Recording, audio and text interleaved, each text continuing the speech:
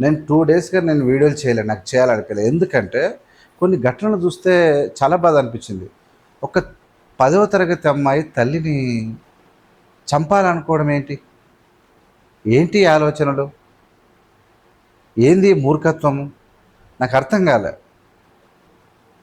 ఇప్పుడు తల్లిదండ్రులు తప్పు చేసినప్పుడు బాధితే నా తప్పును నేను చేశానని నేను రెక్టిఫై చేసుకోవాలనుకునే వాళ్ళు ఉన్నారు తప్ప తెగబలిసి ఒక ఒక మృగం లేక వేరే వాళ్ళు వెంబడి పోయి ఒక చిల్లరగాని తోలుకొచ్చి ఆ చిల్లరగాని తోలుకొచ్చి వానితోని చంపించినటువంటి కూతురు వెనుకటి కథలల్లా స్టోరీలల్లా ఒక రాక్షసి అనేటువంటి ఆ, పేర్లు వినేవాళ్ళు. ఆ రాక్షసులు ఎవరో కాదు, ఈ పిల్లనే.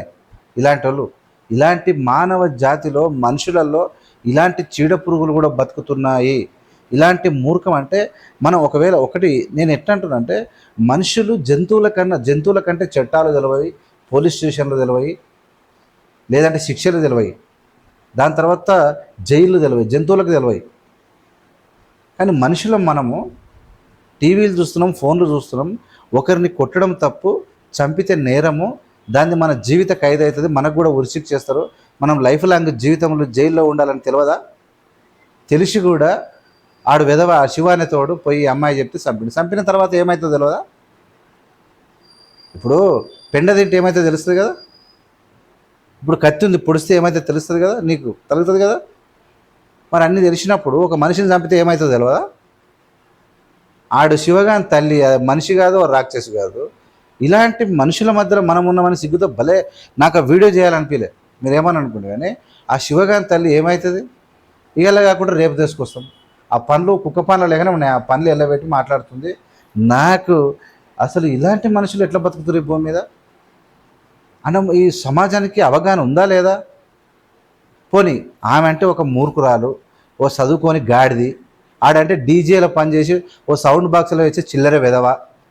ఈ అమ్మాయి కూడా ఒక సోంబెరి, ఒక పనికి రాని గలీజు, ఒక ఒక గలీజ్ మాట అన్నది నేను. ఇలాంటి వాళ్ళు వీళ్ళంటే ఒక లేడీస్ని చంపారు, వీళ్ళ కర్మ, వీళ్ళు బుద్ధి లేదు. ఒక బ్యాంక్ మేనేజర్ వాడేం మనిషి? గద్వాలకు సంబంధించిన బ్యాంక్ మేనేజర్ వాడు మనిషేనా? ఇప్పుడు ఎందుకు వాళ్ళ లైఫ్ నేనేమంటున్నానంటే, ఒక ఒక వాళ్ళ బ్యాంకులో పనిచేసేటువంటి మహిళ ఒక పని చేస్తే మహిళతోనే అక్రమ సంబంధం పెట్టుకున్నాడు. అక్రమ సంబంధం పెట్టుకున్నావు ఓకే, అలా కూతురుతో ఉండవు, నువ్వు మనిషివే కావు. అక్రమ సంబంధం పెట్టుకుంటే సీపర్తోనే పెట్టుకున్నావు అంటే నువ్వు ఎంత చీపు కానివో అర్థమైంది. దాని తర్వాత అమ్మాయి జీవితం కూడా ఆగం చేసినావు. ఇది నేరం అని తెలిసి, ఈ నేరం అని తెలిసినా కూడా వాళ్ళతోనే అక్రమ సంబంధాలు కొనసాగించడం కాదు, వాళ్ళ పెళ్లి చేసి వాడిని చంపి మనం ఏం తెలియకుండా ఎట్లా బతుకుదాం అనుకోరు? ఒకటే గుర్తుపెట్టుకోవాలి, ఎవడు చంపాలనుకున్నా ఈ భూమి మీద దొరకకుండా పోరు. టెక్నాలజీ పెరిగింది, మీరు దొరకకుండా చంపలేరు. ఆ చంపడం అనేది కాదు, మీరు మనుషులలాగా బతకండి. పోనీ నేనేమంటానంటే, మీరు చంపాలనుకుని ఒక డిసైడ్ అయ్యారు, చంపిన తర్వాత మీరు చచ్చినట్టేగా. ఇప్పుడు ఆ గాడిది ఆ స్వీపర్తో కాపురం చేసిండు, భార్యతో కాపురం చేసిండు, వాళ్ళ బిడ్డతో కాపురం చేసిండు. ఇప్పుడేమంతో చేస్తాడు? జీవితం అయిపోయినట్టు కదా. ఆడు శివగాడు వాని తమ్ముడు, ఈ గాడిది, ఈ పిల్ల వాడవ గాడిది. అంటే ఒక 6 గాడిదలు, అడ్డగాడిదలు ఇలా ప్రభుత్వం జైల్లో పోయి తినాల్సి బతకాలి, జీవిత ఖైదు పడుతుంది వాళ్ళకు, జీవితాంతం నరకమే. ఇలాంటి మనుషులకు కొంచెం అవగాహన కల్పించండి అబ్బా. మనము ఏమంట చంపేస్తే అయిపోతుంది అనుకుంటారు.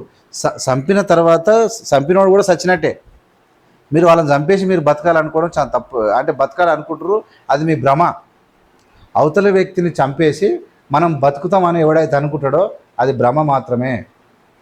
అసలు నిజంగా ఈ రెండు ఇన్సిడెంట్లు చూసిన తర్వాత నాకు చాలా అసలు అనిపించింది. నాకు అసలు మళ్ళీ అన్నీ అలా చూసుకుంటూనే ఉన్న తప్ప నేను నాకు ఆ వీడియోలు కూడా చేయాలనిపించదు. నాకు చాలా గలీజ్ అనిపించింది. ఈ విధంగా నిజంగా మనుషులు ఇంత జంతువుల కన్నా అధ్వానంగా, పశువుల కన్నా అధ్వానంగా.